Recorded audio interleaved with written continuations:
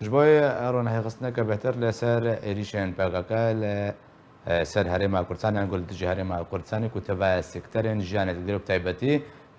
ژڕووی ئابووری بە بەرخۆت مەجەم بڕێز محەممەد علی ئەندامی پۆلیتبوریە پارتیا دموکراتای کوردستان سووریا کون هەباوایەکی ڕاستەڕاست مرێ مامۆستا محەممەد دەبێت دەما هەستیاردا ئانگۆشبەر چێ پێگەکە عێریشاخوا خستە بێ دەما نەهادا عێریشی هەرێما کوردستانی کرد و بهترا سەرکردەیەن وێ گەف لە هەرێما کوردستانی خوارن کوێ دەرباسی باژاران بن لە شنگالێ ئامادەکاریە چەک و هێزکردن و ڕوبروێ ئیدارەیە شەرعیە شنگالە بنیانی جبەر چێ پێکەکە بتەبایە کارینن خۆبە لە دژی هەرێما کوردستانی ڕادوەستێت وەردا. سلام بشتا و تماشاوان إجارة گەلەک سپاس وكارمندية حقيقة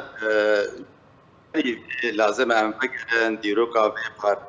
تسبيكرنا خباش صالح 1978 تا اعلان كرنا شهر تركيا كردستان تركي افارتي تسبيكا خدا تا وقت حقيقة خير ام سربسه كنن ودي دی 42 سالا پارتی لمهاتن تو پارتین کردی و کردستانی را نکرد. نوشا جیانا سیاسی کردستان ترکیه درباز بین پارچه دیده کردستان روش آوا چل باشور چل روش هلال قبل پارتی دست کاری خراب کرن گریش بردست پارتیاج بوی جیانا سیاسی الحمید را پارتی تک آلیه پارتی کوریجی وقت خود کرد فکره کسی قبول نکرد جبروی اکی 2 سال خبات و شهر مقعود بیجد حتی علاقین ایرو انجام مامۆستا محەممەد ئەمین مامۆستا محەممەد علی ببوورە ئەگەر خوێنێزیکە هەیە لە ئینتەرنێتی بکەش بەردەمگێتە چێوتێ بزەلالی ناگەێت خوێنێزیکە هەیە لە ئینتەرنێتی بکە از نکارین پشتی انجام 42 سالا نکارین یک گوندش کردستان ترکیه ریزگار بکن هاتا ناسکرن جبای خلکی توایی خلکین کردستانی تایبت اف پارتیا ها نهاتیا آباکرن جبوی نریزگار کرنا کردستانی نلب هاتش پارتین کردی را لیبل هر وها خرابین و ایریش سر حمید برین گو کرده ده هی او کرده گو بکارن لوات بکن خدمت کیش ملت خراب تاکه ایریش سر باشور کردستان کرن سر سه خالا یک جه او پیمانا نابرا هولیر و بغدادا بری دمکی هاته اعلان کرن تاکه دید او اعلان کرنا و اتفاقیه گو کرد حمی پیک خوش و پیش هناز جبر بکارن رولا پیش مرگه رولا حرم اقلیم لسر ماده 140 او دورن ناکوکی و خلاف السر هی گو بگرن سر حرمه با پاکه کش خورا او کرا خالق چوناو یالوی دره تبلو تیکلیه و بحشد الشعبی را و ایکیدا پاکه کل خواه نخوشان ام کاره بیجن سبب دویه پاکه پشتی 42 سالا فشل پی فشل آبی اف دستکتین اقلیم کردستان گو خوینا شهیده بصد سالا بعد تا گیاین به انجامه کارین دستکفتن باش و گرنگش ملت کرد را دست بیخن پاکه خوازن به فشل خواه نخوشیش اقلیم را بدن چیکرن یبوی وا دەستکەوتیا بن پێ بگن باشە مامۆستا محەممەد علی ئەڕێخستنەکە مینە پەکەکێ ینی ئەف پیلانێن تا بەحث کرا بە ئەجندایەن و بجیت کێ ئەوەکە خویایە ئانگۆ دیرۆکاوێ دێ چیا دە ژیان دکێ لە قەندیلێ لە چیان دنێ کوردستانێ باکووری کوردستانی ڕۆژ هەڵاتی کوردستانی ینی ئەف پیلانێن بڤی جۆری و زووترین دەمدا ئەکارن بزابن ڕزگاری خوازە کوردی ژناو بن خەباتکاران تەرۆر بکەن ینی بە چ ڕەنگی ئانگۆ ئەو گەشتە چ ئاستی هەتا و چیایەکیدا وا جۆرە پیلانان بجی بکەن بەێ کاک زنار پاکێکە وەک مشترادا ناسکردن نەلاف هاتیە تەفگەرێن سیاسی و نەب هێزین کوردیرە لێبەلێ هەروەها لە هاتیە و تێکیلدارە دەولەتên derdorên أو دولة أقليمي يجو على قدر بكك رهين أو جي طبعا الرخوة نجرح حتى يجو أقليم سير بكبه و دسكبتين خا جهبين وخلقه آرام وخوشي بجي وحمي هولدان خابكن أب دولة أقليمي براسي بكارم هيزكي نخوشيد ناف كردارا بكن کس نکاری وی پیک بینه براستی پکک ایرو و مسئله بکاری های خراب جهتینه تین گندو و زویین کردستان باشور دا زیده 500 گندین کردا هاتنا کوچبرگرن جبر او نخوشی و زحمتی پکک جوارا آنی هاتنا السر اقلیم گو حالا گیاسایی هاتیا پیک آنی نو سینور خو دبر خو رادستی خواب بگنج بوی بهلن خلقین و یگو حقا هزار شهید آدانی بهلن آرامی وین روژن بیداد پیش روژا خدا بکارن گندی خو مال خو آوا بکن باشه ما مستر محمد علی اب ایریشا پککه با پیلانا دجی اقلیم کارتینه تایبت دجی پارتی دموکرات کردستان عراق کارتینه باشه ما مستر محمد علی اب ایریشا سر پیشمرگه هاتی کرن دست پیکده چه شروعیک چواتیک دیانگو چه نعمتی دهنه لدجی هرما کردستانه و ده همان دمه ده او ایریش هاتی کرن گلو پیران کری بویانجی گروپا کی انجام ده اما تو گروپ خواه باری مدوتا يعني أبها أكيدة تجرب بخاب بقرار قنديل نكارن إيريشا سر تدبراوجن أب راستي بارتي جب حبكرتيا بارتي جب يك قرارة بيك لاينا برياراش قنديل دركبه تجرب بيه وتكسر نكارش دربايوي كار بجن ويش دربايوي دركبن بناسكرن خائن وخيانة عبارات واتا بلان كريبو بلان كريا وأبها ترتيب كريا وأكبرين هامش تراجوته توازد دستكفتين أقليم بن بيبقى باش ومخابن صد مخابن نها خلق ما نفيسكار روشنبير سياسة مدار سر ريبلين فيسبوك بياض كنت بيجن أفتنا كي أم هيبنا جو أفتنا وري بمراندن طبعا خوجل شاشتكن خوجل جلك شاشتكن جبر إن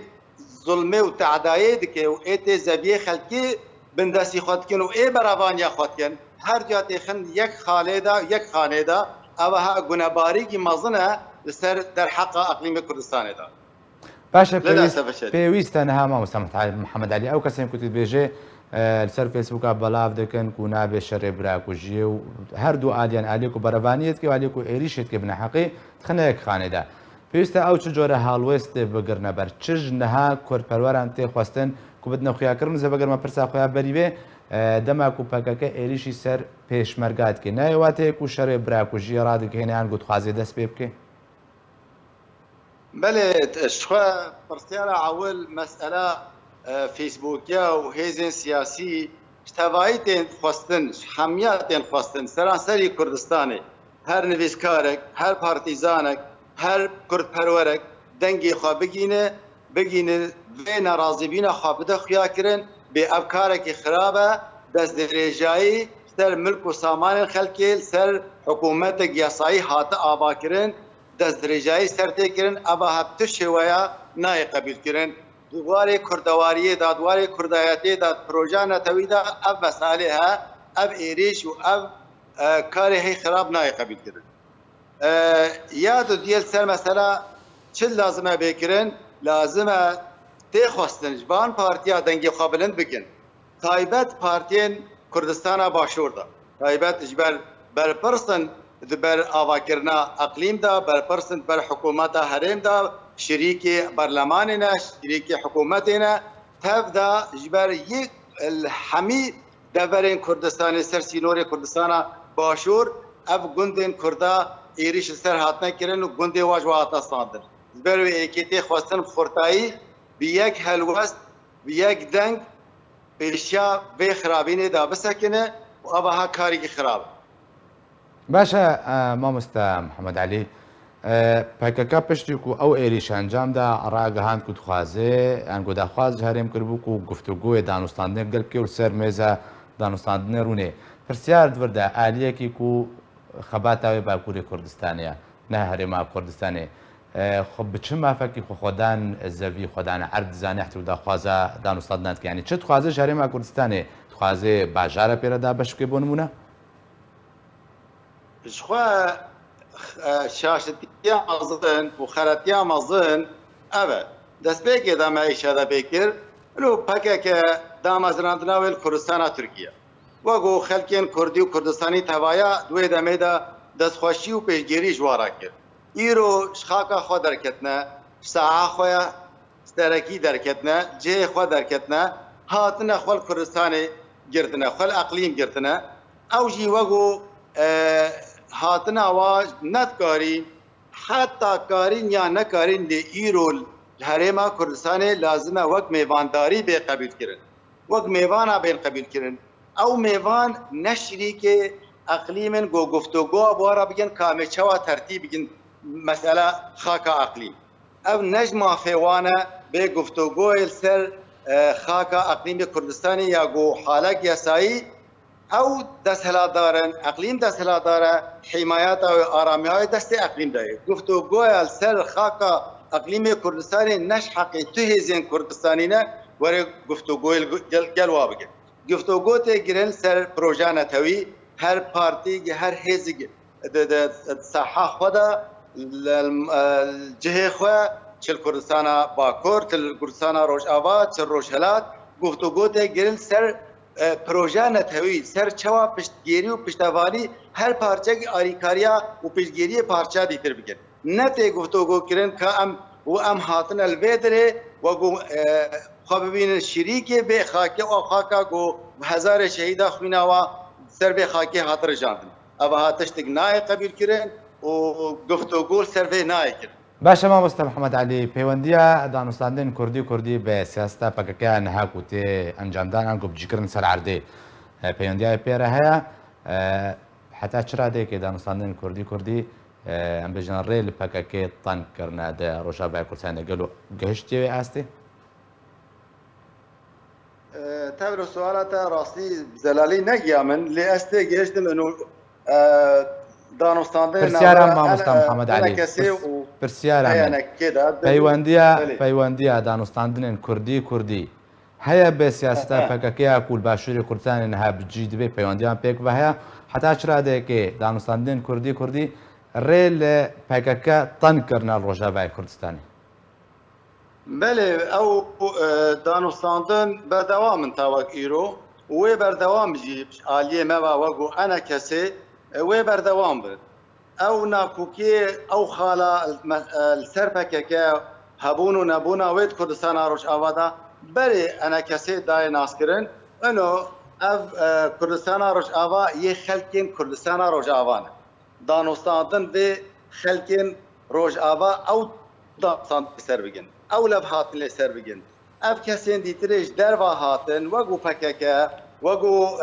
کارمەندێن وە وەگو ڕێبەبەرێن وە نەحال وێدرێ نەش حەقێوانە دوێ ئەو خەبەکشین بێ نەمینن وێدرێ ئەv خاڵک وارە هاتێک گفتوگۆکردن لێ حتا وەک ئیرۆ ji aliyên dî wegu peyanekê wegu peya dê wegu qese dê tewek niho resmî nedana naskirin û ev wê nemînin ewa hejî em hîvine di rojê bên da tevlo dewleta girîntîdar wek Amerîka têda hazirin û ser vê meselê çopênin hîvine got ev ser bikeve Kurdistana Rojava bimîniş Kurdê Rojava ra ew lev xwe da lev hatinê bigin û va nakokî û va xalên heyîn mayîn taybet eva girêdayî PKK ra ew ê xalê derbas bigin û bigin qonaxin xweş. باشە مامۆستا محەممەد علی داوین پرسیارتە دەستپێکە گوتنە خۆتە تەگۆک و پەکەکە گەهشتە بەردەوام 42 ساڵاندا هەر زیان ئەفلاس خسارەت کرێت سیاستا خۆدا دەمان ها دەگەشتێ چه ئاستی ژێ ئەفلاسا کووت بەحث کرد دەمان ها دەحتاک و بان ئێریشان ئەنجام دەدێ بله برخوا داده پککل برخوا داده حقیقتك نه زلاله نه تشتكي بشارتيه يعني صدا حوالين وادر جوا بردانه يهاتن تبلو كردستان باشور بيون يه ربيعين شوين مالي خوا شوين تركيا الكردستان تركيا اوها راستی الوادر یک بکار و دف جوا برده گل جوا این کرد پرور هنن نوادا نه هات نش بوی شری براکوجی نه هات نش بوی شری کردا بگن هات نش بوی آوا کرنا آن پیک آنینا مافی روای گل کرد اوین ها ایگو در فتح جواراته درافن ای نکارن مانا ناوادانه حقیقت جبر بری دروجاجی راگ هاندنه دا اعلان کرن کس جوان ها هات نخوا تفلی پیش مرگه کرنه دلیل ابن وادا گل جوا هانا خورتن گنجن اون يعني قبول ناكن كرد شري كردا بگن اوا هنای قبول کنش بردزانه سوجلنه نج مافوانا ایریشا بگن سر دورن کردستانی گو خلکین و ترسا شرو هفچون نوا و ایریشین سر و خلق دفج مال خو سمیان خبردن و زوی خبردن اوا ها براستی مای به هولدانیت کن اوا حجی اوا نهاجی تکرن یکیش اسباب فشل اوانه گەلەک سپاس ji بۆی مامۆستا محەممەد عەلی ئەندامێ پۆلیتبوری پارتیا دەموکراتە کوردستان سووریا گوتم مڕەبووی گەلەک سپاس.